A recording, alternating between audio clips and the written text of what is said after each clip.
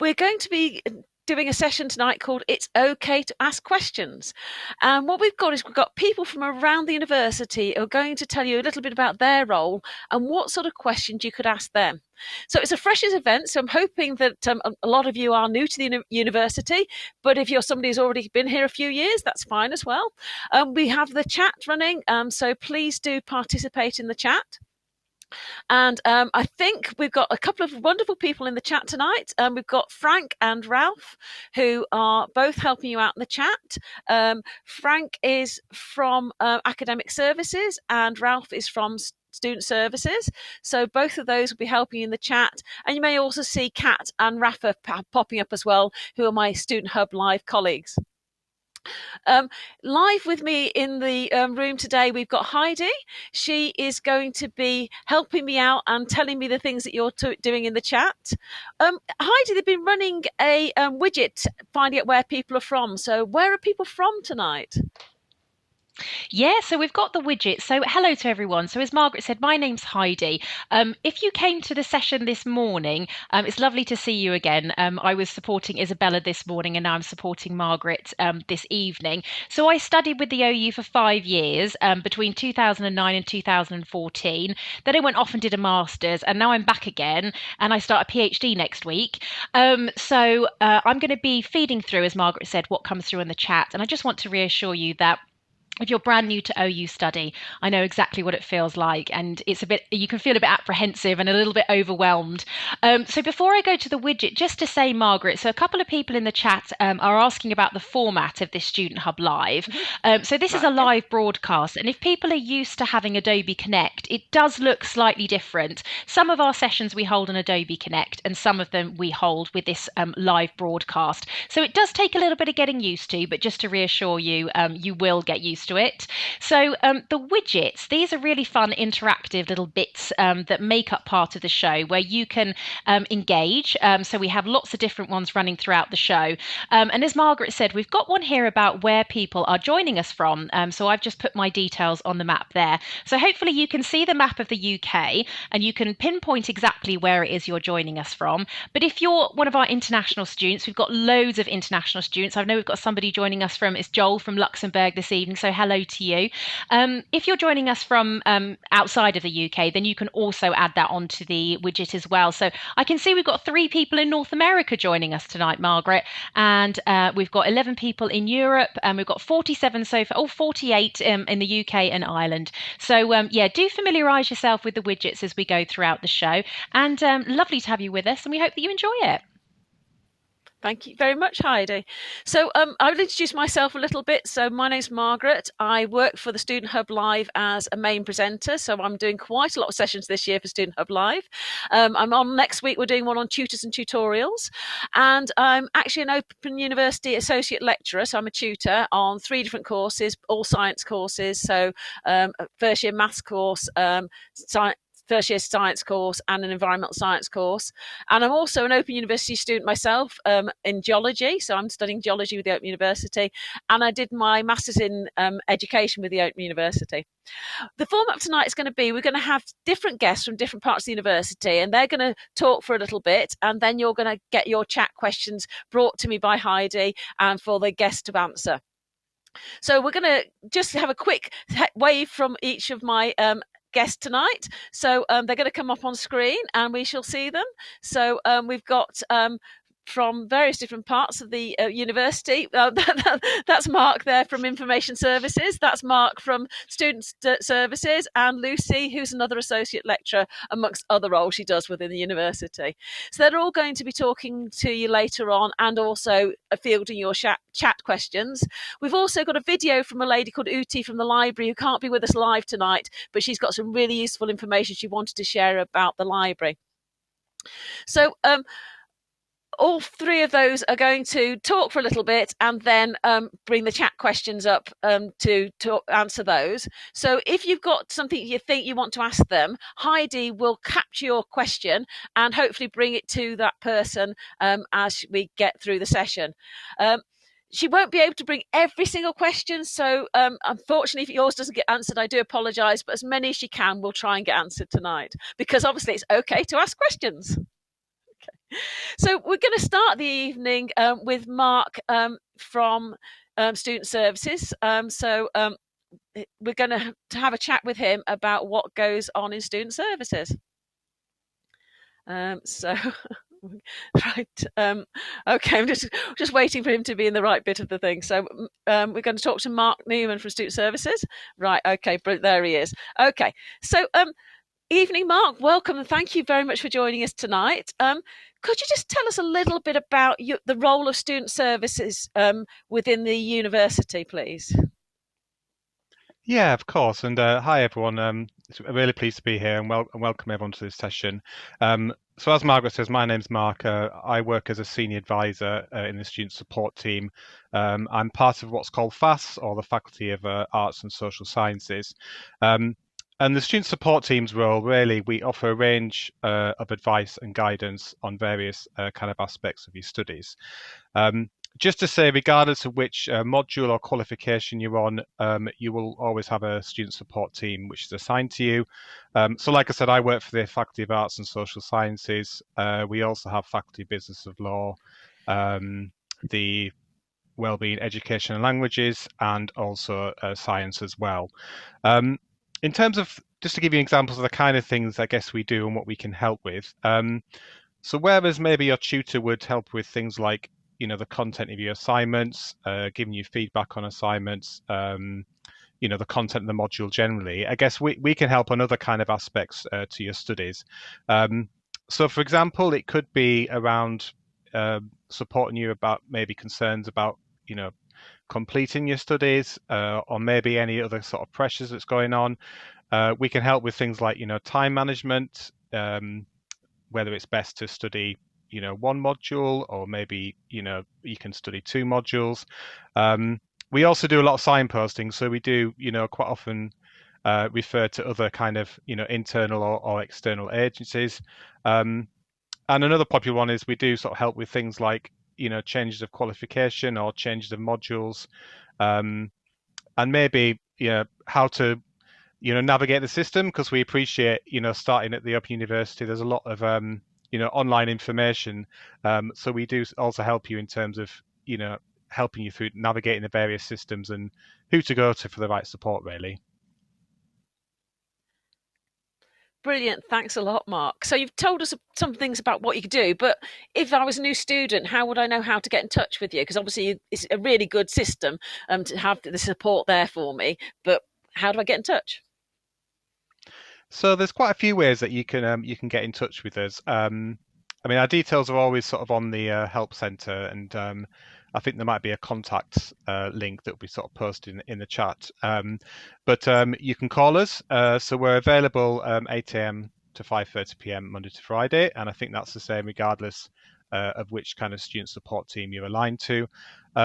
If you prefer, you can also contact us via web chat. You can do like an online message. You can even sort of request like a callback at a kind of specific time of day. The only thing I would say with contacts, if it's something where you feel you want a more kind of urgent response, I would always encourage, if possible, to sort of contact via phone or web chat. As at our peak period, if you're sort of sending emails or online forms, it can sort of take us a while to get back to you. So yeah, I would say for anything urgent, if you feel happy to do so, give us a call, or even sort of do the web chat option as well. Brilliant. Okay. And that you find that on your student home, won't you? Each student will have their own way of contacting student services on their student home. So as a tutor, there's some things that I can't answer when my students ask me, can you help me with this? And so I often refer my students to student support services. And there's so many questions that I end up passing up towards yourselves. I was interested though, what are your most frequently asked questions? So I think this it can sort of vary, and yeah, I think also depends on the time of year. So obviously, around your kind of exam end of module assessments, we sort of get a lot of questions about that. But I think generally we do get a lot of questions about things like, if you're not able to submit your assignment, what are your options?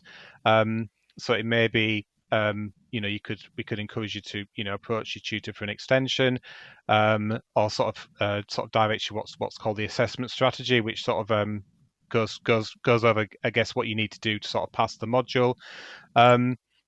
Another common question is, we sometimes get students who are maybe they've started the qualification and maybe they're unsure if it's exactly the right one.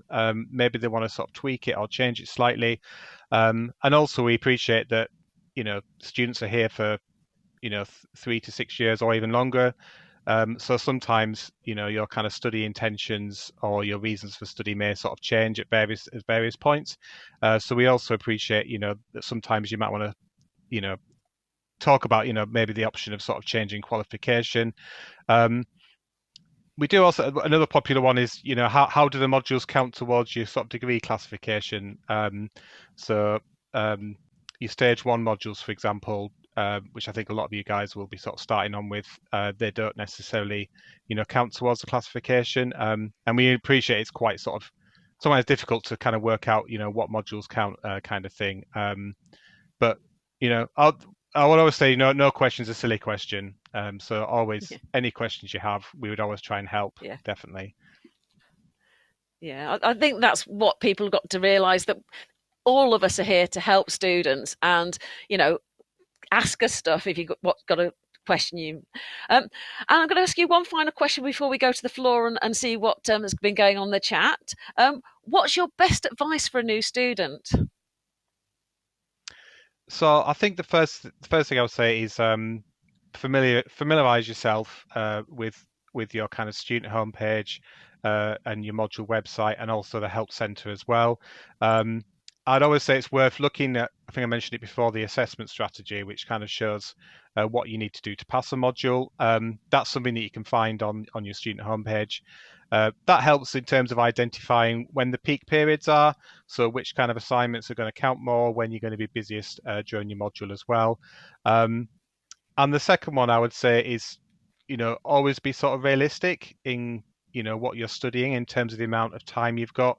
Because I think sometimes, the temptation can be to, complete the degree as quickly as possible. And I think that's a kind of normal thing, really.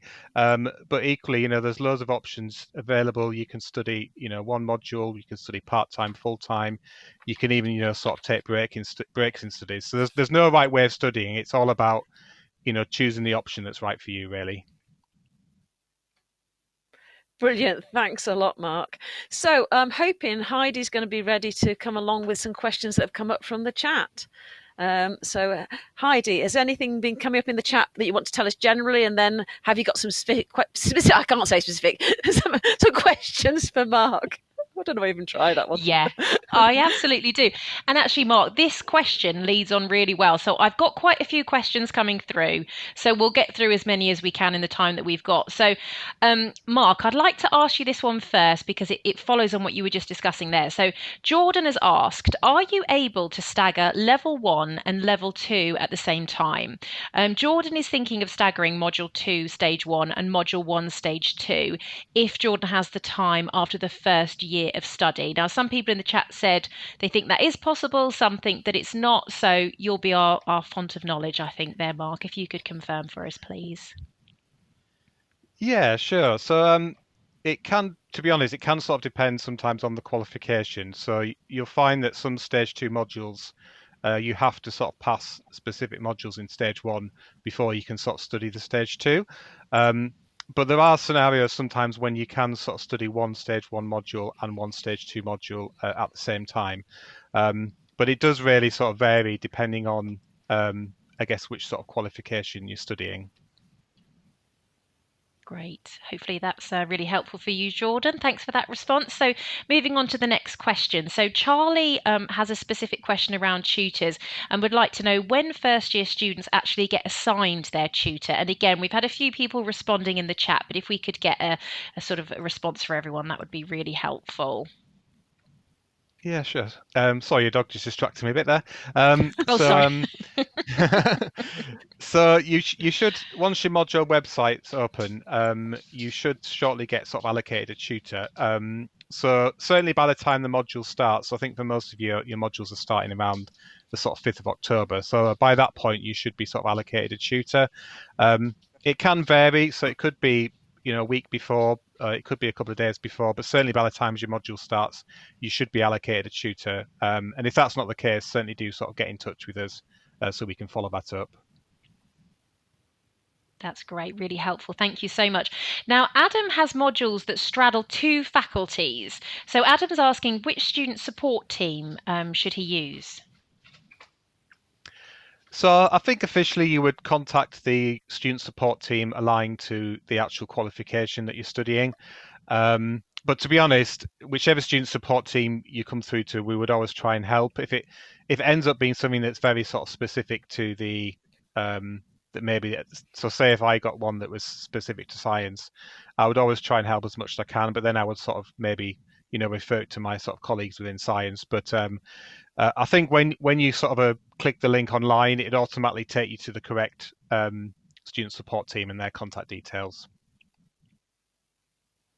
Lovely, that's great. One from Crystal. How do you know which assignments are the ones that count towards your final grade?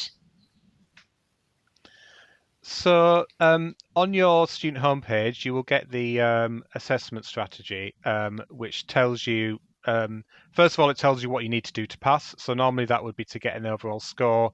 You might need to get a certain score on your exam, and then it also shows you the weightings of each assignment. So there'll be some assignments that might only be worth, say, 5%. Other ones would be sort of worth 20%.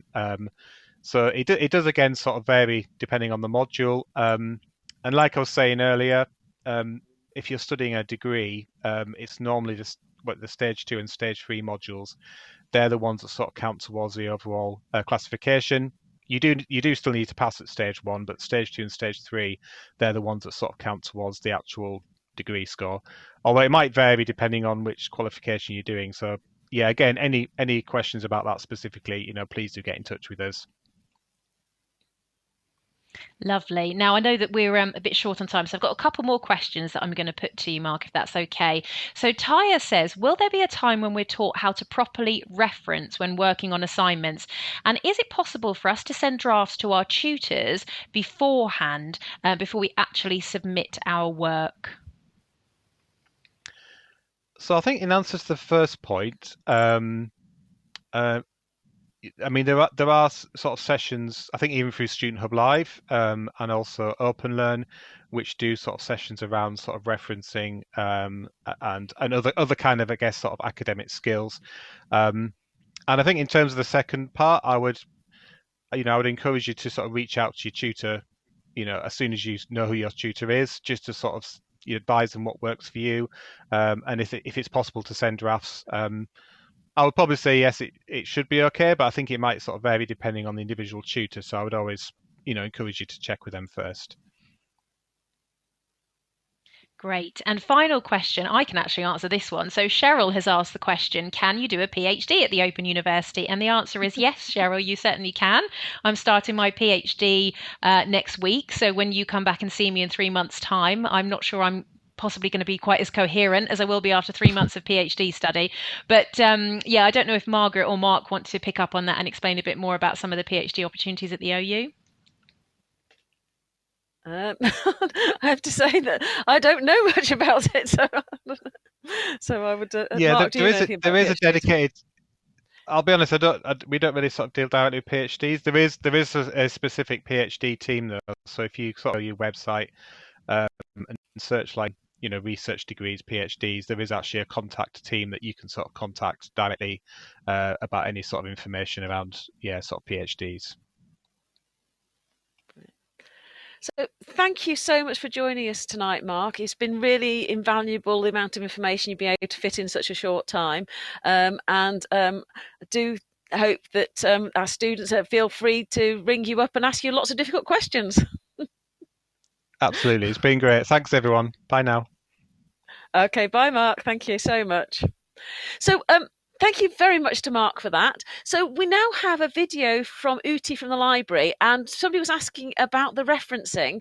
She's going to talk a little bit about that, and the people in the chat will be putting in some links to the library referencing provision. So the library is your go-to place for sessions that they run for you to go on referencing, and also they have lots of links on particularly the Harvard Cited Them Right. So there's a page on the library site that I go to about 15 times when I'm doing my assignments. I keep going to it and I never managed to get around to bookmarking it. So I would highly advise that you mark that one. So hopefully the technology is going to work, and we should be seeing for the next 10 minutes Uti and myself that was pre-recorded a few weeks ago. Hi Uti, and welcome to Student Hub Live today. Thank you very much for recording this video. I'm just going to ask you a few questions about what goes on with the library. So can you tell us a little bit about what you personally do in the library? Yes, of course. Hello. Welcome to Student Hub Live. So I'm a learning and teaching librarian, and what I do is I teach digital information literacy. So I provide training sessions for students, for example, on skills like finding information, evaluating information, referencing, and I'm also advising on these skills at a help desk. And another thing I'm doing is that I read drafts, which will later on become module material, and make sure that library resources are embedded and students develop these digital information literacy skills. Oh, fantastic. Lots of different things you do then. So Yes. when I think of a library, I kind of think of where I used to take my kids to read Gruffalo and things like that. But I'm guessing a modern university library is a very different entity to that. Could you tell us a little bit about what a modern university library does? Yes, of course, no problem. Yes, we do have, a kind of physical library, but most of all, we are an online library. So what we do is we provide electronic material and make sure it's accessible to students. And so students can access our resources 24/7, and we make sure they are available. Fantastic. So there's lots of things that students can use. But I mean, that's all the online stuff. Yes. But a lot of our students are studying at home, which can be a bit lonely. Is there any way they can get to physical libraries? Yes, they can. I know occasionally we have some students living close to Milton Keynes where we have the physical library for the Open University, so they're very welcome to come and use that space. We are open at core hours 9 to 5, Monday to Friday, but for the majority of students who live further away, they can join the Sconnell scheme, which is a UK and Ireland scheme. So if they live in the UK and Ireland, they can then, once they've registered with it, visit another university library which is closer to them. And there they can use the spaces, but they can also borrow some physical books. And they can go online to do their actual studies. Oh, that sounds amazing. I haven't actually made use of that myself, but I did know about it. But we've got people in the chat putting the links in. So if you're interested in what she's just telling us about, the links are there for you. So as well as being a tutor, I'm also a student. And one of the things I had to do at the final thing was write a report. And I had to find references to write my report. But I just couldn't narrow down the search for getting anything useful. I kind of started at the top of the library search, or I started on Google. Do you have any suggestions to ways that I could have found those references more easily? Yes, we have quite a lot of help and support and guidance available in the library. So on the library website, we have got a webpage called Help and Support. And there we have got a section which provides you with links like finding resources for your assignments and how do I do a literature search. And that also goes into how to, for example, filter results, how to choose keywords, which are the most appropriate ones. And we've also got some training sessions which can help students with these kind of search techniques for a subject. So there is a training and events page as as well on the library website.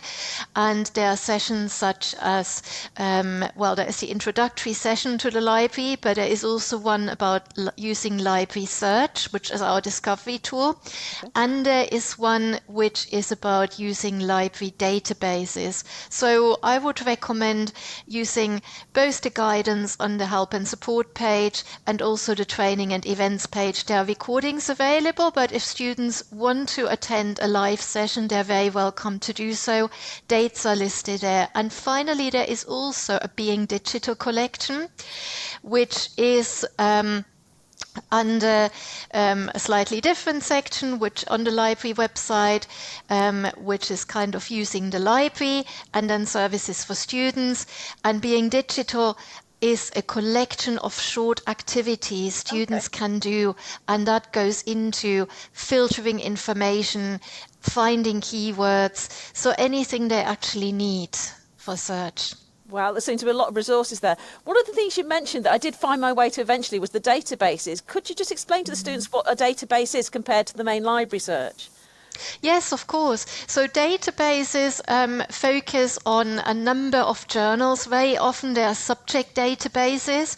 So students would then already do a search in a resource which is already a bit subject focused. So the database will search fewer results than library search, because library search searches across most of our databases, but it means they will have to filter a little bit less, and often it's already a little bit more subject focused, and it also gives them the chance to do a slightly more tailored search. They have got more options how to actually search in an advanced search. So it's quite useful to start off with the discovery tool library search and then go into a database to actually refine that search later on. Brilliant. Thank you very much. That sounds fantastic. And then the next thing that I have to do, obviously, once I've got the information, is I've got to do it referencing properly within my report. And it's one of the top questions we get from our Student Hub Live students. They say, how do we reference? And we say, the library's got some fantastic resources. So what sort of resources do you have to help our students with referencing? Yeah, that's a good point. And we get quite a few questions about referencing as well. So again, this is on the help and support page on the library website. There is an entire section about referencing. One of the links, which is also a sub-page, is called Referencing and Plagiarism. And on this page, it explains quite a few things about referencing. But there is also a link to the Cite Them Right database. And the Cite Them Right database covers the different referencing styles students will use, and it also covers the different types of resources, like a journal article, a book, or module material. So students can then look up how to reference that particular type of resource. They get an example, they get a template, and that should hopefully help them. They can browse it, but they can also search for a particular resource. Oh, and there's a quick guide. So for the most frequently used types of resources, there's a quick guide to Cite Them Right Harvard referencing. So if students use Cite Them Right Harvard, they can use the quick guide. Most students will be using that. But we always say, check your assessment guidance first, which style you're using. And yeah, hopefully that will help them. But there's also some referencing help in the Being Digital collection, which I've mentioned earlier on. There's an entire pathway about referencing, and it does guide students on the referencing journey. And there is also a training session, the why and how of referencing, which they find on the training and events page. So there is help available, and we are always there at a help desk as well. If students have more questions, students can find links to our web chat and also to how we can connect to them via phone and email on every page of the library website. Fantastic. So that seems like I do send my students to that page all the time. There's this short guide to the Cite Them Right. Then they ask me Great. what to do. I say, go to this page. It tells you exactly what to do for each type of in-text citation and each type of reference. And it's an amazing resource there. So thank you very much for joining us today. We'd just like to finish off with finding out what's your top tip for using the library. Yeah, I mean, my top tip is that, if you've got a few minutes, just explore the library website and where everything is and, find out where the different resources are and just play with it. You can't break it. And if you get a little bit stuck, yes, you read up on the guidance and the help and support sections and the other places I've listed, but please do feel you can get in touch with us at the help desk as well. So it's just practice. Brilliant. Thank you so much for your help today. And do everybody get on that library and use it. It's got so much resources. You can even get ebooks, an entire ebook to borrow, can't you? You can, yes. Yeah. Right. Brilliant. Thank you very much. Thank you very much for having me. It's been a pleasure. Thank you.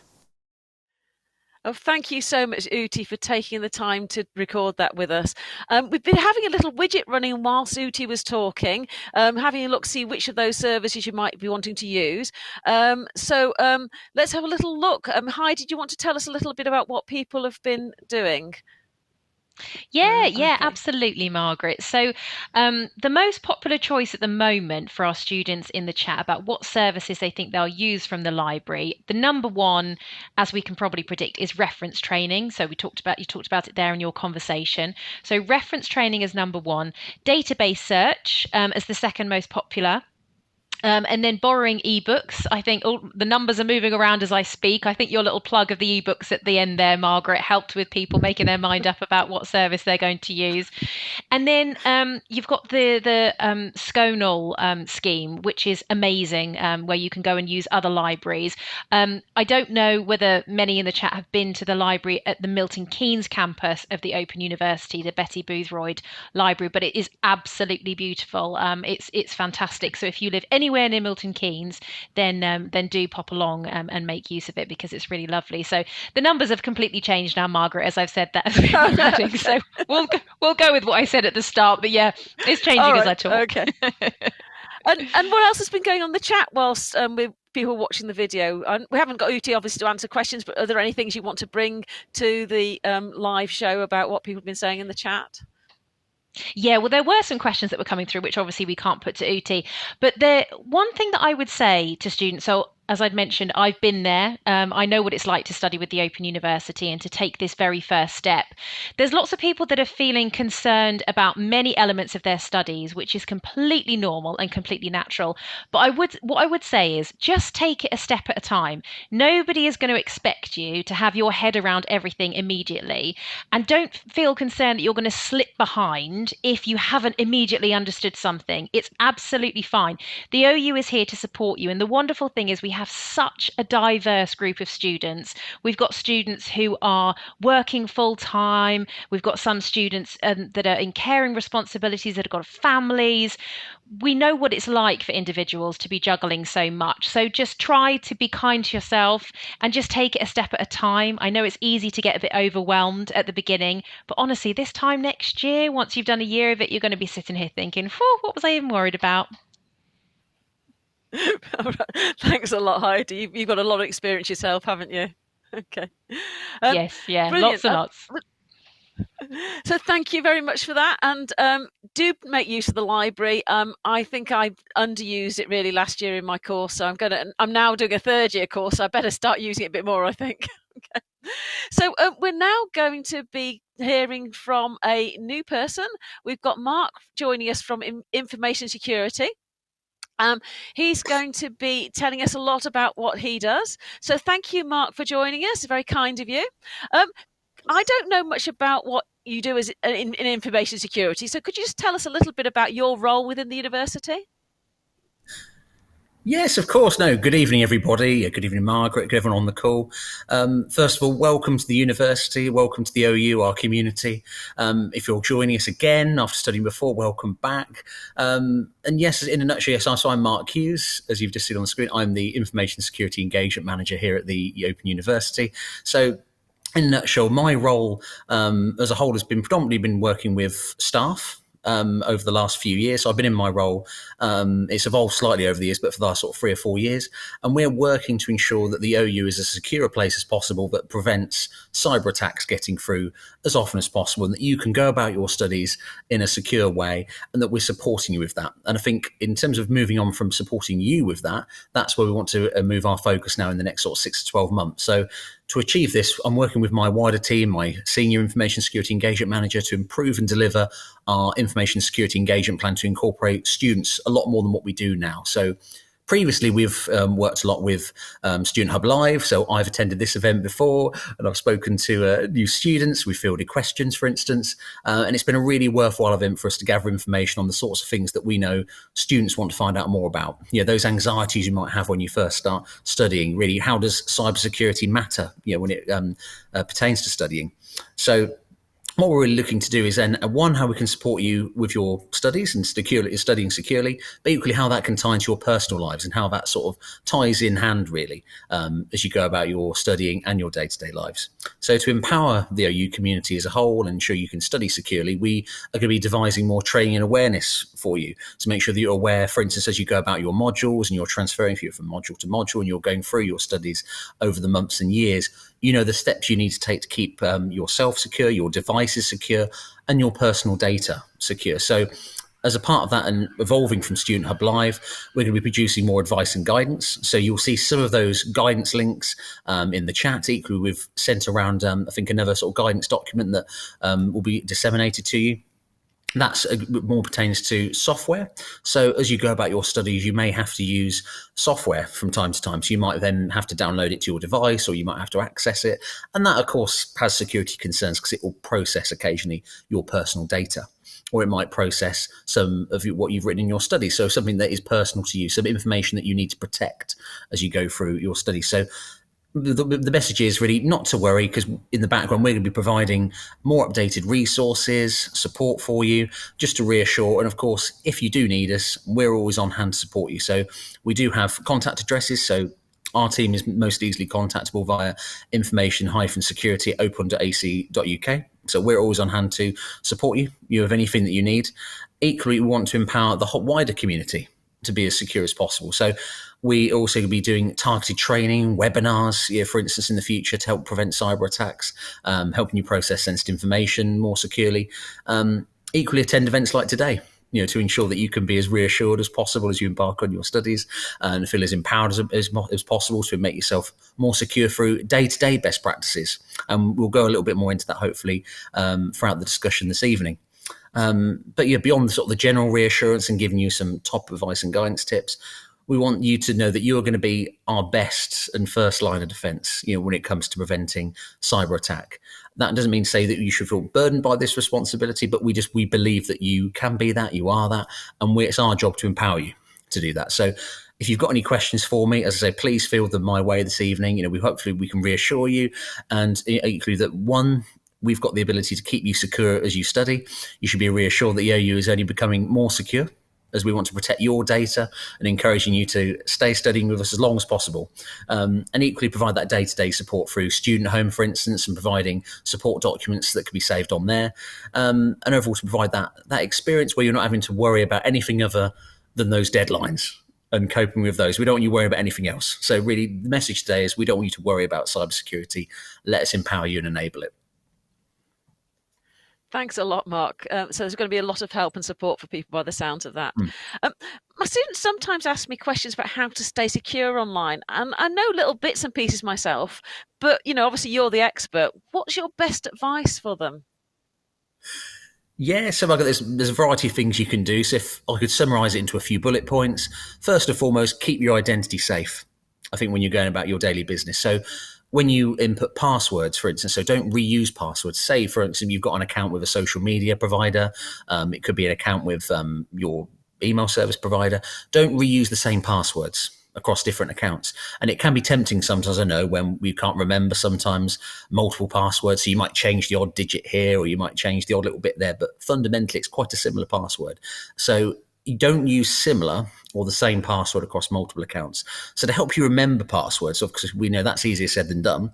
So to help you with that, try and set a passphrase. So rather than a traditional password, which might have a word and then you might have a character and a number included in there, that can sometimes be more difficult to remember. So think of a phrase, maybe like 3 to 4 random words. It's going to be easy to remember, it's going to be longer, and it's going to be harder to crack as well. So from your perspective, so it's a double win in that regard. So you can make your password secure in your personal life and while studying at the OU, and equally as well, it's going to be far easier for you to use day to day. You can remember it well, and that's definitely one of the top tips we can use from passwords. In terms of beyond that, so you can use multi-factor authentication. So that's sometimes referred to as two-factor authentication as well. So that's like a second layer of protection. So beyond what you'd have with a password, so multi-factor or two-factor authentication could be a system is asking you to log into something using something only you would have. Like, for instance, when sometimes you're asked to provide a code that's sent to you after you've tried to log into, so it could be like your online shopping account, and they send you a code to your phone, for example, making sure that any account or transaction you complete anytime you log in, it has MFA or 2FA installed. But again, if you need me to explain that further, of course, ask me later. If someone ever asks you for your OU login details, including your email address or passwords, never disclose it. I think above all, never disclose any of your OU information, whether it be, as I say, a password, an email address, anything you've been doing on your studies, as this information can be used to combat sort of social engineering. So cyber attackers could, for instance, use that information to try and scam you. For instance, so they can use the information that you're an OU student, and they could use that to your disadvantage. Be vigilant to scams as well. So we're seeing increasingly now, and we'll probably touch on this as well further on in the discussion around AI. And you'll see a lot around AI and how that's emerging over the last few years, and how that's being used to scam people in a more sophisticated way. And it makes it very hard to trust what's the legitimate contact and what isn't, what could be that phishing scam. So to spot AI, maybe look out for known legitimate emails and see if there's similar language being used. Look at the formatting, the processes. If it's from the OU, do they follow similar processes to what you see at the OU, like from your tutor, for instance? Equally, look at the sending addresses. Does the sender and the sending address match what you should be seeing? What have you seen before? And equally, if in doubt, report that email.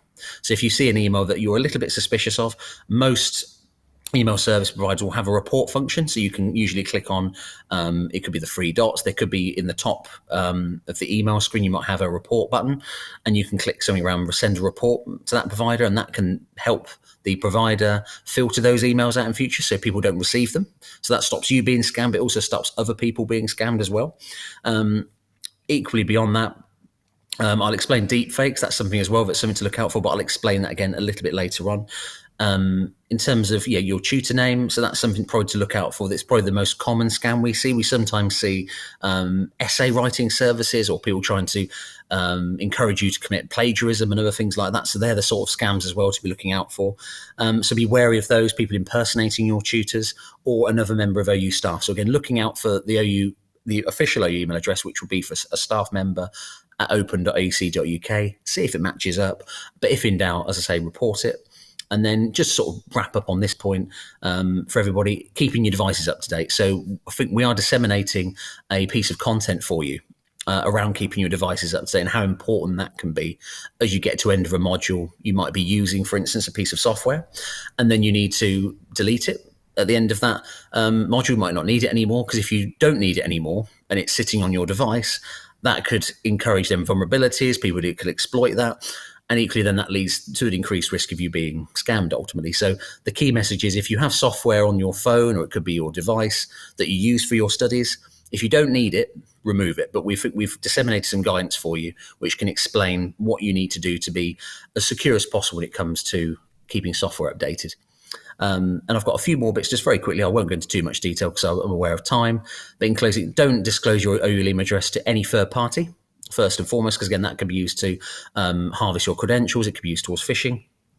If you see browser pop-ups, for instance, or any sort of pop-up that's encouraging you to click on it, saying you've got a virus or something like that, never click on it. Restart your device, check to see what your permission settings are in your internet settings. That can be a really quick way to avoid your device being compromised and scammed. And then equally, quite an important one actually, if you're studying remotely. So if you're studying things like, it could be like a cafe, a coffee shop, or a library, for instance, like a public library. Don't use Wi-Fi that you can automatically connect to. So if you're connecting to Wi-Fi to try and do your studies, only connect to Wi-Fi that you have to input a password for. So where there's a layer of protection. Because if there's not that layer of protection, your data's at risk. Wow, so much useful information there, Mark. I would like to remind everybody, if you want to look back over what he's just said, that we are being recorded. So if you go to Student Hub Live Catch Up after the event, you can have another watch through, because there's a lot of information there. I think you've already really answered my next question, which is about fishing with a pH, because you did explain about that. So we'll go to the one here we've got. One thing on people's mind is the question of how AI can impact on our digital life, but I don't know very little about it. So how do you think AI itself affects cybersecurity? Yes, and this is something that I've been speaking a lot about to our colleagues, so our staff members, and we increasingly want to make students aware of this as well. So AI is something that can be very much a force for good, but it can be used to our detriment as well if it's not managed and it's not then operating, it's not analysed correctly. So AI will impact you day to day as you go about your studies. So it's being used to make phishing emails, as I touched upon, more believable. They're adding deepfakes. So a deepfake, for instance, is where an attacker can superimpose another face on their own face. For example, it can make someone look like if they're sending you a video, for example, or it could be someone trying to impersonate your tutor. They could pretend to actually impersonate that individual through adding or superimposing any visual effects. It could be text onto a screen that makes you believe something more. So, of course, to combat deepfakes, to make sure you can see how you can deal with that, you can spot those deepfakes from something that is legitimate.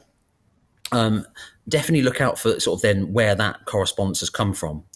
Again, is it from a legitimate source? Have you taken on board some of the things that I've said before in terms of spotting something that could be an illegitimate address, to say around formatting, the time it's been sent, look at around their spelling. Has someone contacted you via that address before? And is it something expected? And if it doesn't follow process, I think most importantly, I think it's always worth to check in with, again, this is where student support can equally help you as well. They can obviously point you in the direction of whether a certain process is being followed correctly. That can help you spot a scammer from someone that could potentially be a legitimate contact. AI is going to transform cybersecurity as well in multiple ways. So it's going to help us assist with defending the OU as well. So we use AI data as well to actually protect you as students, so the entire OU community. So we're using AI to help with our threat protection.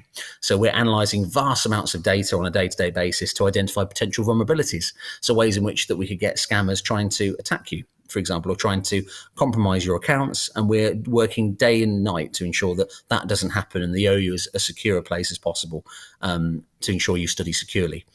AI is constantly learning. Obviously, hence then with artificial intelligence, it's always a learning machine, and it's only going to be aided by human beings as well. So we are supporting AI becoming more sophisticated, and the more it learns, the more it can predict and preempt and mitigate risk towards you. And it's going to ensure a more robust defense mechanism against cyber attacks. But equally, if it's helping us, it can be helping the bad guys as well. So it's making the sophistication of the not only attacks more prevalent, but it's also equally going to be more easy for them to execute more complex and harder to detect attacks. So as I mentioned, those techniques such as AI-generated phishing emails, deepfake technology, they can deceive even the most vigilant individual. So making that impersonation of a trusted entity is more convincing than ever. So to get over this, I think there are several things that you can do beyond what I've already mentioned to spot that particular correspondence. So I would say, look to see if the email is purportedly for you. If it's from the OU or from an OU individual, look at the language and are they following OU processes? I think it would be something that's quite important. Does the branding match what you'd expect? Even if the sending address is the same. So if you look at the sender, even if the sending address matches, contact the individual via a known contact point that you've used before and verify whether it was them, rather than just assuming that because, oh, that's the address, it should be them.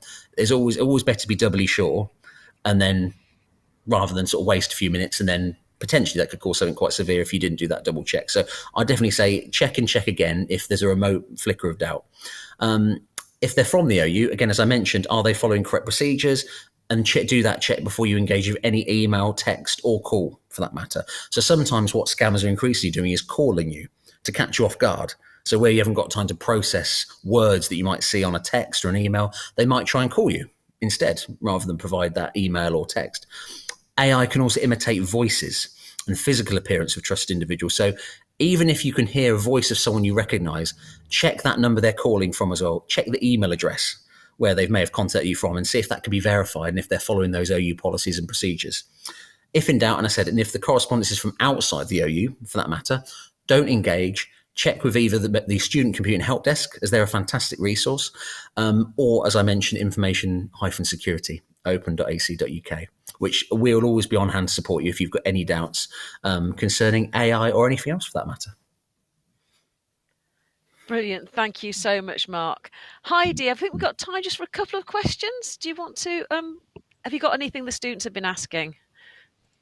I certainly do. Yes, lots of questions coming through. So I'm going to have to choose carefully if we've just got a couple of them.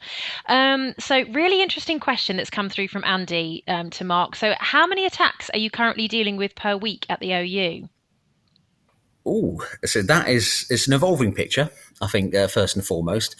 When we say attacks, obviously I don't want to spook people. So an attempted attack isn't necessarily us being compromised. So to give a little bit of reassurance, we have been compromised in single digits across all our estate in the last year. And those compromises have not led to anything that's been reportable to any higher body. So just to reassure, there have been very few incidents that have actually led to any sort of level of compromise. And that pays tribute to both our colleagues and students for all the diligence they take. But in terms of the threats we face around, so far this year, we've received, in the tens of thousands of attempts. That could be through phishing email attempts, equally ransomware. So that's something I've not actually touched upon really today, but that's something where someone would email you with a threatening note to say, if you don't pay the ransom, therefore they're going to release some information about you, or they'll try and threaten you. At the OU, if you ever get something like that, always report it. Just report it to us, report it to your tutor in the first instance if you're in doubt, or the Student Computing Help Desk, but never pay the ransom, because ultimately there's never a win-win with paying the ransom. It's always going to be a lose-lose, because ultimately they never normally give back data. Even if you do agree to pay the ransom, it's also going to lead to potential mental harm, physical harm, and then more broadly, potentially harm to the wider organisation. So definitely that's something that we're very wary of in terms of protecting day to day. But yes, that's a very convoluted answer to your question. But ultimately, tens of thousands we face. Okay, thank you so much. So I'm going to quickly squeeze these two questions together because I know we're running short on time. So a question from Pauline, is accepting cookies safe? And question from Sam, is using Google auto-generated passwords okay? Yeah, so on the cookies function, less is more in this case. So if you reject cookies, that's absolutely fine in this case. So if you have essential cookies, if that's sometimes something you can select, go for essential cookies only rather than saying accept all cookies in that regard. So if there's one thing you can select, just do essential, or if you can reject cookies, please feel empowered to do so. And then the second part of that question, I think, was around auto-generated passwords. So we encourage anyone, if you can do it and if you're able to have a password manager. So this is where it makes it far easier to remember passwords. So you can have one master password is what they call it. And then those Google auto-generated passwords will be absolutely fine, because then they are all auto-generated by your password manager and you don't have to remember them. And at that point, the only password you have to remember is the master password in your password manager. So I appreciate there might be a lot of questions around which password manager should I get? Does it cost any money? To reassure you, there are free password managers, and Google has a free password manager that you use sort of by default with a Google account. But there are better ones. So we don't recommend one per se, but I would say definitely having a password manager is far better than not having one. And that makes it far easier to, as I say, if you get those auto-generated passwords, yes, fundamentally, yes, you can use them with that. Brilliant. Thank you so much, Mark. I'm not sure I've heard of having a password manager before, so I certainly haven't used it myself. So I might look into that, because it does get sort of huge number of passwords to manage. So very useful bit of information there. If anybody has any more questions for information services, I think their contact details have been put in the chat, so you should be able to contact them with any more questions. So thank you so much for joining us tonight, Mark. And I would like to say that they do try and test us too. So they sent us some phishing emails that pretended to be from outside, and if you click on them, we have to go on a training course. So they do keep testing us. Just to make sure we know what we're up to as well, which is quite. At first, when I rang up and said, "I've got this phishing email, what do I do?" and I was panicking about it, and then after that, I've realised, and I do know how to recognise them, hopefully, and I hopefully won't click on it, have to go on the training course. But they are testing us as tutors as well to make sure we're keeping your information secure. So thank you so much, Mark. Very kind of you to join us. So we're now going to move on to our final guest of this evening, and that's going to be Lucy. She's a fellow associate lecturer. She also does other roles within the university as well as being an associate lecturer. But she's going to mainly talk about, for a viewpoint, as being associate lecturer, which is what the Open University call our tutors. So hi, Lucy, and welcome to this evening. She works for Student Hub Live, so you might see her in the chat as well during the year. Tell us a little bit about your role as an associate lecturer. Hi, Margaret. It's lovely to be here. And it's lovely to actually be on screen for a change, because as Margaret mentioned, normally on Student Hub Live, I'm hidden away in the chat box on a Adobe Connect workshop somewhere. So it's nice to be out and see faces for a change. So as Margaret said, I worked as a associate lecturer. This is a tutor for about 9 years with the Open University. I've worked across levels 1, 2, and 3 in STEM, which is science. This is going to test me now. Science, technology, engineering, and mathematics. My little field is mostly human biology and neuroscience, so I tend to be on the health sciences and biology qualifications. So if any of you are taking those, I look forward to seeing you. I used to combine that my OU roles with working in research and lecturing at a BRIC university, so I've seen sort of both sides of that coin. And I also work at the Open University as a staff tutor, which means that not only am I working with students directly, but I'm also working behind the scenes, helping tutors with their students, so sort of helping that student-tutor relationship from both sides. And finally, my last little bit is I work on modules, so I help design module content, deciding how many sort of tutorials you might have in a module, writing the assignments, writing your exams, that side of things. So I'm afraid if I get tricky exam questions, that might also partly be my fault. I'm not sure you should have admitted to that last one, Lucy. No, so I'll keep that quiet, shall I? So the theme of tonight is about questions. And, you know, one of the things students are unsure of, because they've perhaps only ever been in education at school, is what type of question is it okay for them to ask their tutor? Honestly, I would say if it relates to your OU journey, you can ask absolutely anything. What tutors really, really love is engaged students. So if you happen to read through your module and you're struggling a little bit with, you know, section 3 in topic 2, if section 3 in topic 2 is really, really basic or it's really advanced, email your tutor. Say, hello, I'm struggling with this bit. I'm not quite sure where to go, where to turn. Your tutor will be able to help. If they can't answer your precise question, there'll be somebody else on the module team who will be able to, and they'll be able to sort of refer you back. They might be able to point you in the right direction. They might be able to signpost you to different resources, different people, different departments. So you might be struggling with content. You might also be struggling with skills. I know a couple of students who have got in touch with me already and say, I've looked at my first assignment and it revolves an essay question. I've not written an essay since 1992. Well, that's absolutely fine. Email your tutor. Say, I'm concerned about this. I might be struggling with this particular aspect of skills development. And invariably what they might do is they'll say, oh, well, we're running a tutorial on that. Or there are some resources on Student Home. There's some resources on the OU help desk. They'll point you to places where you can go and look for various bits of information that will help you along your way. Another thing that students quite often get in touch with us about, especially higher up the levels, is things about employability and professional development. So you might be halfway through your qualification and sort of have a little change of heart and think, oh, what am I going to do with this? So it's perfectly fine to have a chat with your tutor and say, I don't know what I'm doing.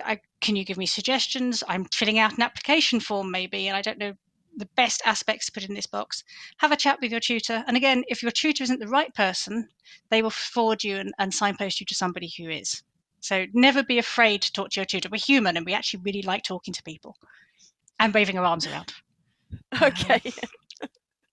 And you've talked about the students asking you questions, but how would a student usually get in contact with their tutor?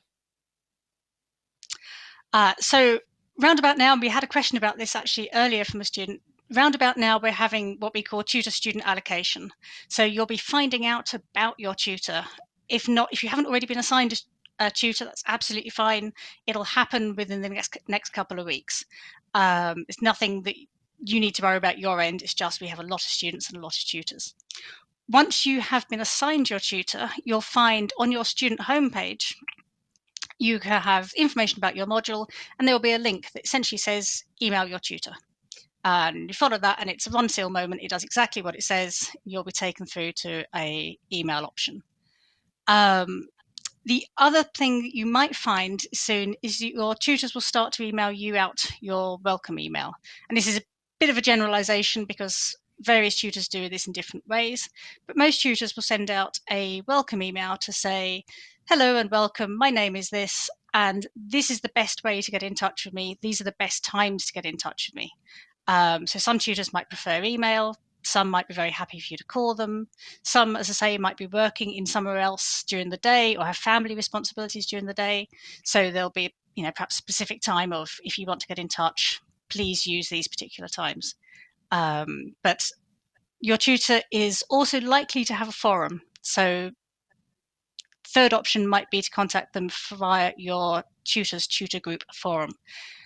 Just a note to remember is your tutor group forums are obviously more public. So if you've got something very personal and private, you wouldn't want to post it on your forum. Brilliant. Thanks, Lucy. Now, one of the things I find is sometimes students don't give me enough information when they send me an email. And in particular, I had to warn 4 students last year. They had one called Christopher, one called Christina, one called Christian, and then another one just called Chris. I had to say, tell me which one of those you are. But what other sort of information should a student be putting in the email to their tutor? Yes, it's really, really helpful if you can put your module code in your subject line of your email. As Margaret mentioned, we have multiple different students. Often we're working across multiple different modules. And so if you can make it as clear as possible who you are, that really helps us and helps us to get a response to you quicker. It's nothing to do with us not knowing who you are. It's much more a case of just remembering which Chris or which Joe Bloggs you might happen to be. My favorite was a lovely one-line email I had that just said, hey, can I have an extension for my assignment, please? With no indication of which module, which assignment. They hadn't signed their name, and the email address didn't relate to any of the email addresses I had registered as my OU students. So if you can try and make it as explicit as possible, if you go by a nickname, that's absolutely fine, but just pop at the end your OU registered name. So if in your student and subject, you could have your module code, say SK299, and then perhaps, what your email is going to be about. So assignment or section 2 or something. So just make it easy for us poor souls at this end. Okay. And is there any such thing as a silly question? I know some of our students are a little bit afraid of asking us questions. No, absolutely not. Ask me silly questions. I like silly questions. They're the ones that are easy to answer. So it really doesn't matter what you're asking. If it relates to your OU journey and you're worried about it, it's not a silly question. And I know it's something that's very, very easy to say, but we genuinely mean it. Again, we're interactive people. We like students to be engaged. And if you are concerned, then it's something we'd like to help you with. And we're going to go to questions from the chat in a few minutes. So if Heidi will be collecting those for us. So just to finish off with, before we go to questions, what's your best advice for a new student? Best advice, I think, would be to have a really good read through those initial pages of your module website. So a lot of module websites start to open slightly early, so slightly in advance of that October date. So go in, have a read round, have a read through any pre-module start information. So just get a feel for how the system works, because we talk about forums and we talk about online tutor rooms, and you'll find there's about 3 or 4 of each of these. So just go in and just work out how the system works. Then when you get your email from your tutor welcoming you to your module, email them back, have a chat. If there's anything that you think your tutor needs to know about you, please tell them. So it might be that you have a particular disability, you might have a visual impairment, you might like the large font on your emails, you might want a color in the background of slides in the tutorials. If you can tell your tutor as much as possible about you, it gives them the best possible chance of helping you. So that would be my top tip for getting going. Oh, thank you very much, Lucy. Yeah, I would suggest that, because I mean, one of the things that students assume is that, first of all, that what we see from disability services is exactly what their needs are, and secondly, that we can remember them all, because we may have some people I know doing 6 modules, so they may have up to 120 students. So just having something individualized, saying this is what I need, is so helpful to us as a tutor. So Heidi, what's been going on in the chat, and what questions do you have for either Lucy or myself? Well, they're all coming in. There's so many of them. I'm just quickly getting the latest ones coming in, because we've got lots, and I know we've only got 10 minutes left, so I'm going to rattle through these. Okay. So I've combined. So 2 of our students asked the same question. So Chana and Muna, they've asked, are our tutorials recorded, first of all? I'll take that one. So yes, normally they are. It will depend slightly on your module. So a lot of the modules I'm on have core recorded tutorials, but they might also have things called drop-ins or Q&A sessions, and they are much more informal. They're much more encouraging students just to come and ask those silly questions. And so we tend not to record those ones, so people can just feel free to come and ask anything and not feel that it's going to be recorded forever and ever and held against you or anything. So check your module for the precise answer. But normally, I say the core ones normally are recorded. Great, thank you so much. So a question from Cheryl. She says, Lucy, in tutorials, is this the layout that we'll have, or do we have face-to-face with everyone, and can we physically talk? So you won't be on a system like this. You'll be in Adobe Connect, which is a slightly different layout. Again, it will depend slightly on your module, but the majority of tutorials are now online. You are always welcome to put a microphone on. Students tend not to put the microphones on, but again, as you can probably tell, I like to talk to people, and I really like people to talk back to me. So we'll be delighted if you put the mic on and have a chat. If you're scared or feeling apprehensive about putting the mic on, you absolutely don't need to. You can type away in the chat, or you can just sit and absorb. But if you'd like to talk, you are very, very welcome.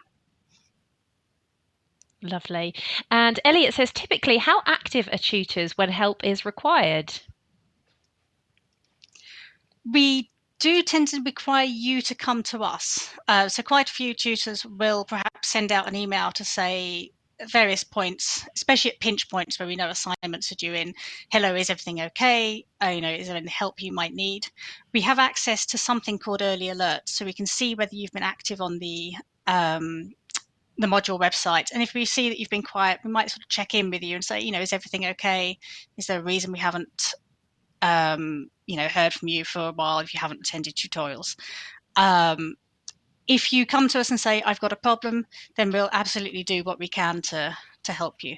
And if you find for whatever reason your tutor isn't being as helpful as you might like them to be, that's an opportunity to contact somebody like the SST, the student support team, because there might be a reason your tutor might be ill themselves, they might be away. So it's worth noting your tutor is not on a 24/7 call out. So they will have times when they will be able to respond to you, and they might also have periods of time when they can't, and they will normally let you know. It's not, I'm afraid, an instant response, but if you haven't heard from tutor in a couple of days, then you're starting to think a bit concerned, perhaps an assignment deadline is due. You can always get in touch with the SST, who will reach out and make sure that if you need help, it's given to you. That's great, thank you. And then that leads on. So Siobhan had a question that is quite similar to that, in the sense that Siobhan has asked, can I request a different tutor if the current one isn't working for me? So can Siobhan replace her tutor with a different one? Potentially, yes, she can. And again, that would be a case of reaching out to SST in the first instance to say that you would like to request a tutor. Probably what would then happen is we would have a chat either with the tutor or with the student to find out why the relationship has broken down.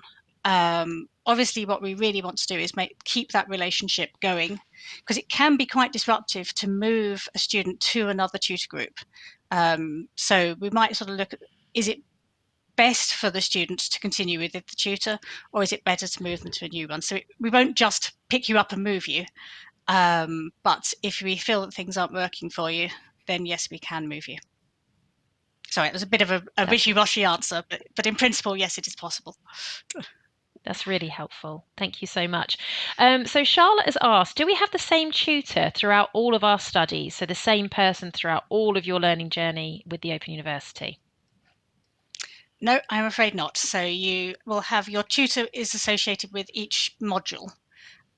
So you might find multiple tutors do multiple modules. So you might discover that you have a tutor in level 1 who you suddenly re-find in level 3. But generally you'll find that they are associated with modules, and you'll move between tutors as you go through your OU journey. So you'll get to meet lots of different tutors and tutoring styles as well, which is also very helpful. Great. And I don't know if Margaret wants to come in on the next question that I've got coming up, although this is one that Lucy will be able to answer, of course, as well. Yeah, so Muna has asked, how exactly does an OU tutorial work? Again, that's a very different depending on what module you're on. So some of them are a little bit sort of chalk and talky. Some of them are very interactive. And again, it depends a little bit on your topic. So if I was running a tutorial, I might start by refreshing some of the module materials. And then I might take care not to knock a map on my head. And then I might sort of get the students to think about, particular aspects, ask them questions. We put up polls and different widgets and things to play with. But again, that's a very sort of individual to the tutor. Normally what happens is we have a template of a tutorial that we have to follow, but it's entirely up to the individual tutor how they go about following and covering that material. Brilliant. Thank you so much, Lucy. I think you fielded some really difficult questions there. I'm glad you were on the end of those. I think I got off lightly there. So we're coming to the end of our session tonight. So I'd like to say a big thank you to all our guests we've had on tonight. And just to tell you a little bit more about some Student Hub Live events that are coming up in the next couple of days. We've got some more Freshers events. So on the 25th, which is tomorrow, we've got one tomorrow at 11 a.m. called Finding Your Way Around. So there'll be a lot more telling you a little bit more about how to find your way around the university systems. And then if you're a student carer, so if you not only a student, but you also care for somebody else, we've got a special session on Friday, the 27th at 11 a.m. And it's actually a small group that Rob runs throughout the year. So it's not just one-off. You will actually be able to interact with people, so other people like yourself who also care for people. And Friday evening at 6:30, we've got the Freshers Week Social. So this is where we don't have a huge amount of intellectual content, but I'm sure whoever's running it will have lots of fun things to do. I think last year I ended up doing a memory thing. I think going around my room and having umbrellas and bean bags or something that I had to remember. So a lot of things. Quite a few of you are asking about tutors and tutorials and things. We've got a specific session on that next Tuesday at 11 a.m. And also the week after that, we've got something about the 10 years of Student Hub Live. All of our Student Hub Live sessions are recorded, and if you just go to our catch-up page, then you can find them there and have a look through. You can wait for them to come on live so that you can take part in them, but if there's something you're really interested in, then you can probably find it on our catch-up page. Not everything, because each year we bring new tutorials in and different things, so there'll be new things coming in this year. The other thing we do like to do is gather feedback from our students about whether they've enjoyed the session, what sessions they would like to see. And somebody will be putting in the chat now a link to the feedback form for this session. So if you could just take a minute or two to fill it in and tell us what you thought about the session and some of the things that you're hoping to be able to do with Student Hub Live. And very importantly, if you want to get a place on some of our courses, we do fill up quite frequently, do sign up to our email that will tell you what we got going on that month and give you a heads up about what to sign up for. So I wonder whether there's any other questions that have come up in the chat, Heidi. We do have some more questions. I'm just conscious of time, but yes, I have got more. Actually, you've just responded to a couple of those already. Sorry, it's thrown me slightly there at the very last minute. Oh, sorry. Sorry. No, that's absolutely fine. Oh, I see. Okay, so from Nicole, do tutors want students to message at the start of the year to introduce themselves? And if so, what do they want to know from students? Yes, we would love it, because then we get to know you as an individual, and your tutor will kind of tell you a bit about themselves. You kind of respond by telling them similar things about yourself, nothing too personal, just sort of generally what your life's like and, what your family's generally like, but don't go too personal on it. We don't need to know the intimate details of all your medical stuff unless it's very important to your studies. So thank you very much for that question. So thank you very much, everybody, for joining us tonight. I do hope you found it very useful. And welcome to the Open University, and best of luck with your studies. Thank you very much.